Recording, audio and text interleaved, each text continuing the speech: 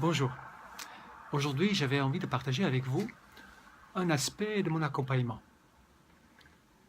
C'est relativement rare que j'accompagne à domicile un homme seul. La plupart du temps, ce sont des femmes ou des couples. Les couples, la plupart du temps, et c'est logique, parce qu'il y a un conflit, il y a quelque chose qui ne va pas, quelque chose qui s'épuise, ils n'arrivent plus à se rejoindre. Et les femmes seules, souvent, parce qu'elles ne comprennent pas pourquoi il n'y a pas d'homme dans leur vie. Bien évidemment, en étant sur place, je peux trouver des raisons diverses qui expliquent la problématique ou les problématiques. Mais il y a quelque chose en commun qui revient très souvent. Je dirais dans 80% des cas. Et c'est les enfants. Surtout les garçons. Parfois aussi les filles, mais surtout les garçons. Avec des couples, il arrive souvent, et c'est logique, que quand la relation entre les deux, je dirais, s'épuise après les noces, le côté amoureux qui disparaît, et le tombé amoureux fait place pour le tombé enceinte, et les deux parents vont en fait se focaliser sur l'enfant, parce qu'en fait ils ont besoin de se sentir remplis, de remplir ce vide intérieur existentiel, et ils vont essayer de le faire avec l'enfant. C'est pas nécessairement conscient. La plupart du temps, ce que je vois, c'est pas conscient du tout. Ils ont souvent l'impression d'être de bons parents. Et l'enfant, qui a juste besoin d'être aimé, utilise la situation, je dirais pas abuser parce que c'est vraiment pas volontaire, mais il utilise la situation à fond, très souvent, et devient un enfant roi, ou parfois deux enfants rois. La plupart du temps, je le vois avec une seule enfant. Mais parfois, il y a un deuxième qui s'y ajoute.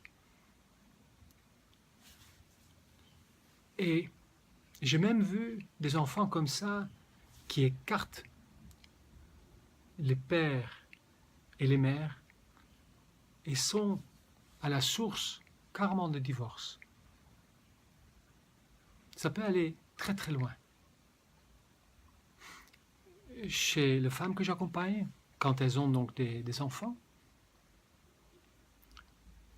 quand il y a des garçons, c'est un peu plus fort, mais avec les filles, ça peut arriver aussi, mais cette notion d'Oedipe, ce garçon qui va remplir cette place vide du père, donc à partir de petit enfant où déjà il y a une attirance entre bien sûr la mère et le fils, un peu privilégié, oedipien bien évidemment, mais qui se renforce quand il y a séparation.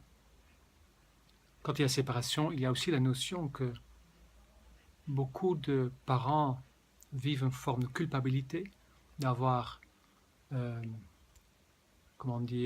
été à la source d'une rupture de couple et donc de rupture de famille. Et donc elles ont souvent une attitude de culpabilité vis-à-vis des enfants. C'est-à-dire que comme ils se sentent coupables, ils ont l'impression de devoir davantage aux enfants. Alors si on met ça, plus le fait que l'enfant était déjà dans le couple, peut-être l'enfant roi, plus le fait qu'il vit peut-être une Oedipe, alors ces enfants prennent souvent beaucoup trop de place. Et ce que je vois chez les femmes, donc, des mères célibataires, que la plupart du temps, elles n'ont pas le temps, en fait, pour un partenaire. Parce que l'enfant prend toute la place. Et elles ne se rendent pas compte, les mères. Et bien sûr, le couple non plus. Parce que, même vu de l'extérieur, ça a l'air normal. Aujourd'hui, j'ose dire que mon regard est déguisé. Parce que je ne fais que ça. Et les enfants débordent. Et il intruse dans l'espace des parents ou dans l'espace de la mère. Il la réclame tout le temps, et très souvent, la source se trouve là, chez les parents et chez le mère célibataire, mais plus chez le mère célibataire, ce besoin aussi de devenir indispensable pour l'enfant. C'est une manière d'assurer cet amour pour toujours. S'il a besoin de moi, il ne va pas me quitter. Donc inconsciemment, les parents deviennent indispensables, contrôlants, hyperactifs, et les enfants glissent là-dedans. Joyeusement, je dirais.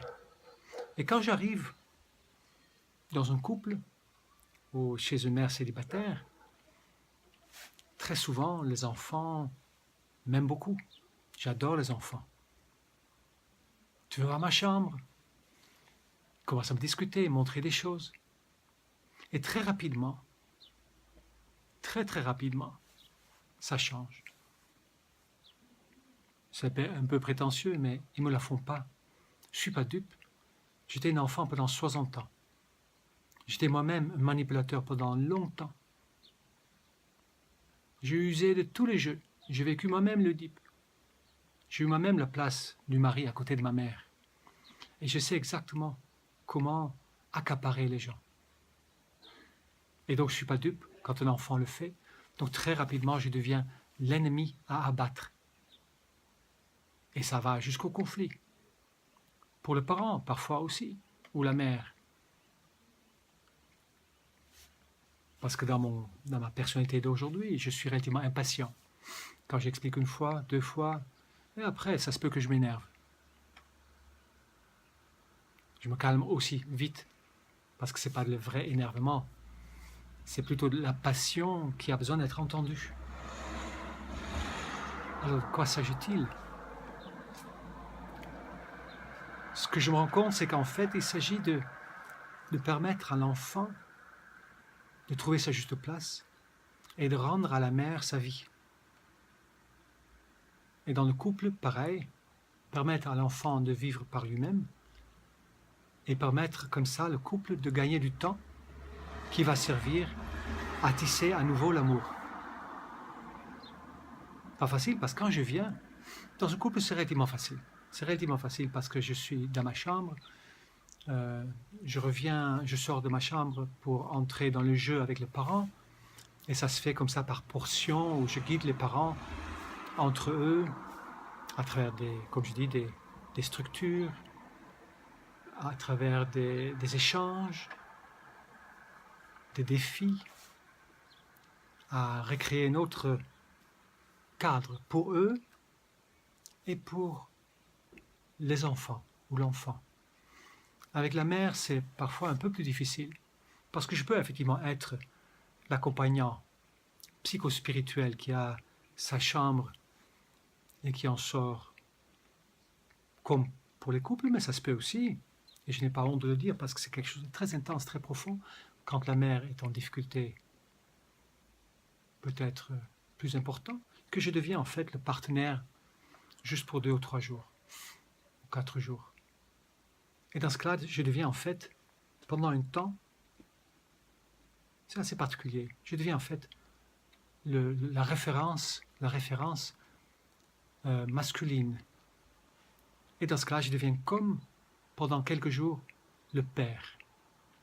Le père par rapport à l'enfant, bien sûr, je ne serai jamais le père de l'enfant, mais une référence masculine, qui pendant quelques jours, avec sa structure, donc avec ma structure, pendant quelques jours, je vais empêcher la femme d'entrer dans mon territoire et je vais empêcher en tant que père, ou je vais guider en tant que, pas père, en tant que référence paternelle, temporaire, l'enfant à sortir de son territoire. Et ça touche directement au rôle du père. Le père a comme rôle, un des rôles du père, c'est bien sûr la sécurité, de partir à la chasse et de revenir avec du gibier, de protéger la famille, de partir en guerre, éventuellement, d'apprendre aux enfants d'explorer le monde. C'est très important. J'ai souffert de ça, de ne pas l'avoir eu. Une deuxième chose aussi, c'est que le père, il est, de mon point de vue, le garant de la loi que le père et la mère décident ensemble, il en est garanti. Il est aussi celui qui enseigne son fils comment devenir un homme.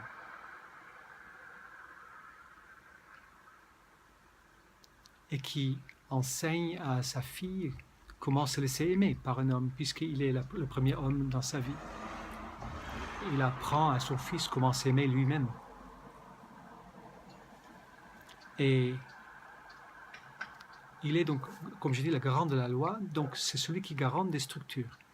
La mère a plutôt le rôle d'adoucir ça.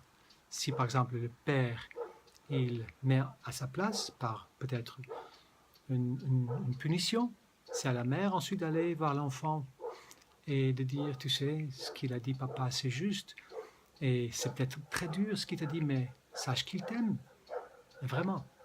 Et d'ailleurs à ce sujet, jamais je punirai un enfant si j'ai ce rôle-là, sans dire je t'aime, mais tu es puni. Il ne faut jamais que la punition soit associée à l'amour que je peux avoir pour un enfant. Donc c'est moi qui crée les règles. Il y en a un autre qui est très important, c'est que c'est pas moi qui crée les règles, c'est le couple qui crée les règles et c'est moi qui est garant que les règles soient respectées.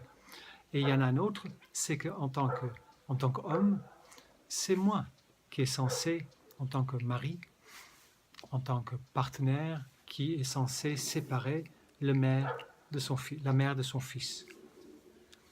C'est lui qui, à un moment donné, dit à la mère, c'est moi ton mari, c'est pas lui. Lui, c'est ton fils, moi, je suis ton mari. Et donc, c'est moi qui va être servi en premier à table. C'est moi qui prends la première place. Et si, effectivement, la femme s'occupe en premier de son mari, ils sont deux à élever l'enfant. Je donne souvent cet exemple. Imagine que la femme rentre à la maison, il y a son mari qui l'accueille et il y a au fond le bébé qui pleure. La plupart des mamans vont voir le bébé, mais dans ce cas, souvent, elles vont élever le bébé toutes seules. Pendant que si elles vont d'abord vers leur chéri, ils seront ensemble à élever le bébé. Et l'homme ne sera pas exclu de cette éducation. Donc c'est à l'homme de séparer l'enfant de sa mère. Et à ce sujet, ça peut aller très loin. Si effectivement c'est une mère célibataire avec un fils, et le fils est encore petit, et qu'il y a le mari, ou le petit ami, et l'enfant veut marcher main à la main avec la mère, mais où est-ce qu'il va marcher? Si c'est un petit ami ou le père, mais pour moi, l'enfant, le garçon, va marcher le côté du père. Il ne va jamais se mettre entre les parents, ni en marchant, ni dans le lit. Et il va non plus se coucher le côté de la mère, sinon ce sera un deuxième mari. C'est très symbolique ça, mais c'est important. Et si c'est une fille, elle ne va pas se coucher entre papa et maman non plus dans le lit, elle ne va pas marcher main à la main avec le père et l'autre côté la mère. Elle va marcher du côté de la mère. Donc c'est important en tant que parent de bien observer quelle place symbolique on donne aux enfants. Je nommais quelque chose. Où est-ce qu'il a le droit de se coucher quand il vient dans le lit? Où est-ce qu'il marche quand on marche main à la main? Qui est servi en premier à table? Et effectivement, l'éducation n'est qu'un support permettant l'enfant à trouver un cadre. Et une des raisons pourquoi je suis assez, comment dire, à cheval sur ce point, c'est que un enfant, surtout un garçon, qui n'apprend pas l'autorité masculine, que ce soit par son père, donc paternel, ou que ce soit par le petit ami, ou par un homme comme moi qui entre dans une histoire pendant quelques jours, s'il n'arrive pas à accueillir cette autorité, il y a grande chance que plus tard, quand il sera grand, qu'il ne supportera pas l'autorité masculine. Et ça peut le mettre en difficulté dans sa profession. Et on peut trouver ce style d'homme dans des métiers où ils sont autonomes et où ils sont leurs propres chefs, comme par exemple des cordonniers ou des bouchers, des petites entreprises, en fait, où il n'y a pas de patron au-dessus, où l'homme devient son propre patron. J'ai connu ça aussi. J'avais du mal à accepter l'autorité extérieure masculine. Heureusement, il a eu l'armée pour moi, où j'ai appris ça. Et donc, effectivement, c'est normal quand je suis dans une famille, chez une femme, et que je prends pleinement ce rôle, et bien évidemment, on se met d'accord avec les personnes avant, je ne prends pas ce rôle sans demander permission. Et quand je prends ce rôle, effectivement, ça peut être très difficile, et pour la mère, parce qu'elle est systématiquement prise à défaut. Il y a plein d'erreurs qu'elle fait sans se rendre compte. Se laisser intruser quand elle est en train de travailler, systématiquement répondre aux sollicitations des enfants, trop les gâter. Et très souvent, quand c'est vraiment très très difficile, je propose à la mère ou aux parents d'enlever les faveurs pour avoir un outil qui permet à l'enfant d'être motivé, de retrouver sa juste place. Parce que très souvent, une des erreurs que les parents font, c'est que les faveurs, elles y sont d'emblée. L'ordinateur, la télé, le vélo, l'argent de poche, les bonnes choses à manger, les gâteries, les vêtements, les jouets, à tout va. C'est pas si simple que ça. On ne peut pas acheter ces enfants comme ça. Et s'ils ont d'emblée tout, il est logique qu'ils n'ont pas besoin de faire un effort. Et je connais très peu d'enfants qui font un effort quand ils ont déjà tout. Que ce soit un couple ou que ce soit une femme seule. Et c'est vrai que quand je viens là-dedans, et je bouscule la mère, les parents et l'enfant, là je suis chez quelqu'un et je bouscule le garçon. Le défi, c'est de l'aider, d'arriver à trouver ces nouveaux repères dans les quelques jours que je suis là, pour que je ne parte pas de la maison en état de guerre, et que ça soit apaisé, bonifié. Voilà, c'est ce que je voulais partager avec vous. Il y a beaucoup de choses encore à dire. Mais le rôle de l'homme dans un couple